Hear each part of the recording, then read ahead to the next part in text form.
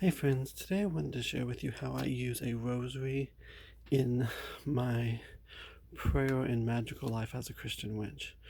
I have a few examples of rosary. So this is a Catholic rosary. I don't use it as much because I'm not Catholic, but I have in the past. So I'm not going to show you how to. This is an Anglican rosary, so it's a Protestant rosary. This is the one that I use the most. This is my newest one. This is the one I made myself. And I used for years. If you can't tell, the beads are very worn, and actually one of the plastic beads actually cracked and fell off. So this one only has 6 when it's supposed to have 7 right there. But I keep it because I used it for years, and like I said, it's very worn because I used it so much. So if you're not familiar with the Anglican Rosary, do a Google search. You will find this really easy to find. It's a lot simpler than the Catholic Rosary to pray. The Catholic Rosary tends to be focused more on Mary, while the Anglican Rosary focuses normally more on Jesus, but it's very easily adapted.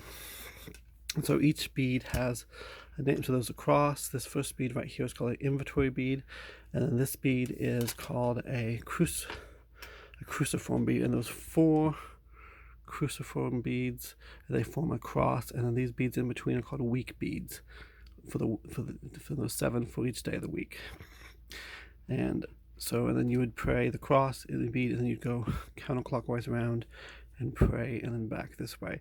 And they all have a different one. So I have different prayers I set up. So this is one I did for money and prosperity. So it tells you which prayers I do on each one of the beads. And this is one that I made for healing and so forth. So they're really easy to adapt. And so when I do this into more of a magical work, I normally would take a candle, and then I'll pick a candle that represents my desire. I normally dress it with oil, roll it in an herb that corresponds with my desire, and then I put that on the center of my altar. And then I normally will light an incense and then get myself prepared. So then I will say my rosary prayers, and when I'm done, I normally put my rosary beads around the candle and let it burn out. Although I don't normally use my new rosary, I'm still using my old rosary for that, just because it's just something I'm used to. So I'm just gonna put that around there and just allow that candle to burn out. And it's just really a quick way to focus my mind on the sacred. And I don't need any tools at all. I can just other than my rosary. I mean, so if I'm out on the go, I can take out my rosary and no one knows that I'm doing magic or spell work. And then if I'm at home, I can add lots of props, like I said, like candles and herbs and incense. So I can make it as simple and elaborate as I want. And if you look up the Anglican Rosary, there are already rosaries for healing, and for those Celtic ones, and ones for peace, those ones closer to Christ. I mean, there's lots of different prayers, and this just works really easy and something I can incorporate really fast, and this becomes one of my favorite magical tools. And as you use your rosary, it becomes very sacred and very holy to you, and it just helps you shift that consciousness into it. Again, if you're Catholic, you can use, like I said, a Catholic rosary, and you'll have different prayers for those. But this is my Catholic rosary.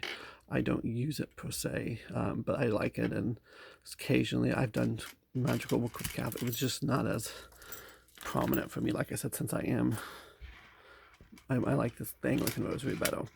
I just think it's simpler, easier, and I almost never leave home without my rosary, either in my bag or my pocket. And these are very easy to make yourself. Like I said, I made this one myself and only quit using it when one of the beads broke off. And I've made a few other ones for friends. They're very cheap and easy. And if you're not, you can use any symbol you want. You don't have to use a cross. I mean, if you're a pagan, you can adapt this.